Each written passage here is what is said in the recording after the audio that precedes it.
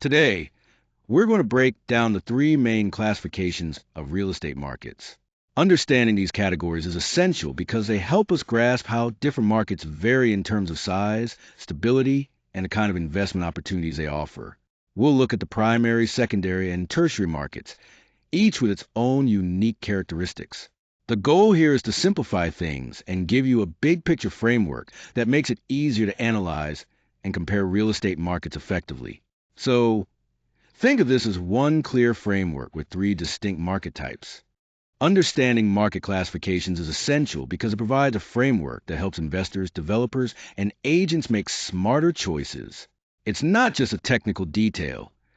Knowing how markets are categorized allows these professionals to evaluate opportunities more accurately and strategize effectively.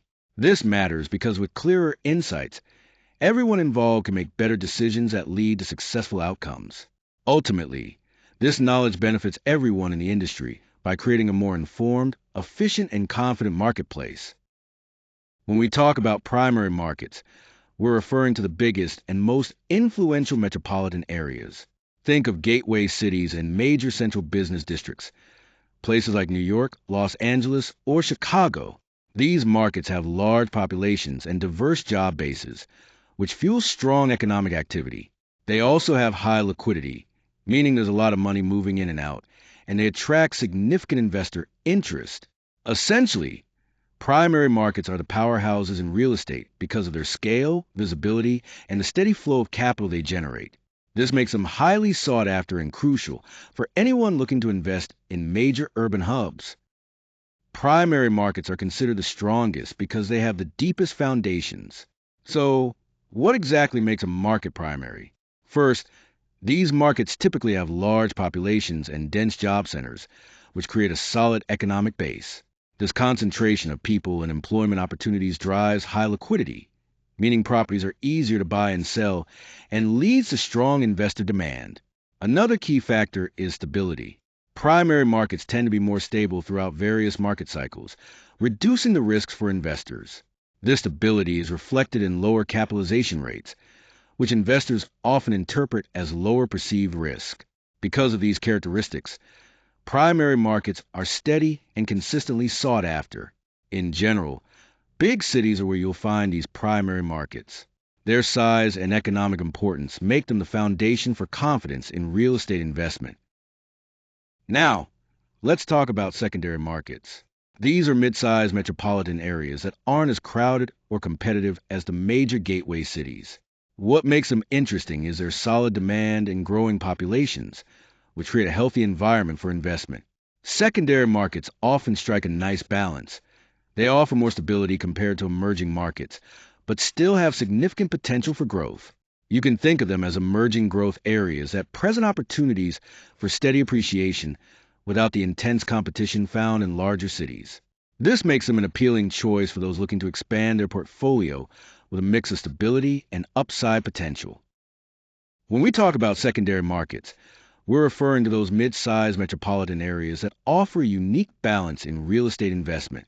These aren't the largest primary gateway cities, but they still hold significant economic importance and are often the places where expansion happens more rapidly.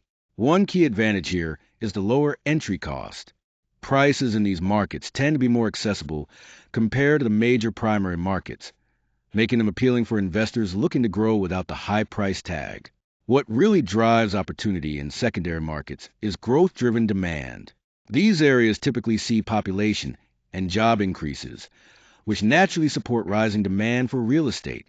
This creates a dynamic environment for investment with strong potential. Additionally, secondary markets offer a balanced risk and reward profile. They provide moderate liquidity, more stability than tertiary markets, but less fluidity than the largest markets. This middle ground can be very attractive for those looking to capitalize on growth while managing risk effectively. Overall, secondary markets represent a promising space for expansion with thoughtful investment strategies. Tertiary markets refer to smaller or less developed areas that typically have lower population density and less economic activity compared to primary or secondary markets. These markets usually see lighter transaction volumes and have more limited economic depth. They are often linked to emerging growth and local demand, focusing on smaller scale developments. When we think about tertiary markets, it's important to imagine local communities with newer growth pockets and assets that are generally small to medium in size. Overall, these markets operate on a smaller scale and offer unique opportunities tied closely to their local context. Tertiary markets are typically the smallest markets and present some of the sharpest trade-offs. First, they have a smaller demand base, often relying heavily on a single industry, employer, or local economic driver, which makes them quite specialized. Second, these markets tend to have lower liquidity, meaning there are fewer buyers. Fewer deals happen, and exits usually take longer compared to larger markets. However, they also offer higher yield potential because pricing can be cheaper, leading to more attractive capitalization rates. On the flip side, they come with higher risk sensitivity. Changes like vacancy increases, job losses, or shift in population can impact performance quite rapidly. In summary, while there's definite upside in tertiary markets, there's also a need for greater caution due to the inherent volatility. Here we have a quick comparison framework that helps us understand the differences between primary, secondary, and tertiary markets, which is essential when aligning market types with investment strategies. Starting with primary markets, these are major metropolitan areas with the largest and most liquid markets. They offer steady and more predictable growth, but they also face the highest pricing pressure due to intense competition. Typical investors here are institutions seeking stability. Moving on to secondary markets. These are growing regional hubs with mid-sized markets that still have solid depth. Growth in these areas is often faster than in primary markets, and while competition is active, it's less crowded. Investors in these markets tend to be those looking for a balanced risk-return profile. Lastly, tertiary markets consist of smaller local markets, which are the smallest and least liquid. Growth can be quite volatile, swinging sharply up or down, and competition involves fewer institutional players. The typical investors here are local or opportunistic buyers who can tolerate higher risks for potentially higher rewards. This framework provides a fast way to match market types with your strategic goals by considering size, growth potential, competition, and a typical investor profile. It really helps clarify where you might focus depending on your appetite for risk and desired returns. When investors evaluate different markets, they consider a few key factors: stability, growth potential, and risk. These factors vary significantly depending on whether the market is primary, secondary, or tertiary. Starting with primary markets, these tend to have lower risk and more stable demand. Because these areas are well established and highly sought after, pricing is usually at the higher end, which means yields can be tighter. This type of market is ideal for investors who prioritize liquidity and long-term resilience, those looking for steady, reliable returns without too much volatility. On the other hand, tertiary markets offer higher potential upside but come with higher risk. These markets often have lower entry costs, which can boost returns if the investment pays off. However, demand may not be as strong, and exit options can be limited or less reliable. Tertiary markets are best suited for investors who are comfortable with volatility and are willing to take on local market dependence in exchange for the possibility of higher growth. Finally, secondary markets strike a balance between the two. They usually offer better cash flow than primary markets and have moderate growth potential and risk. This makes secondary markets a good choice for investors looking for a middle ground, those who want a blend of safety and upside potential.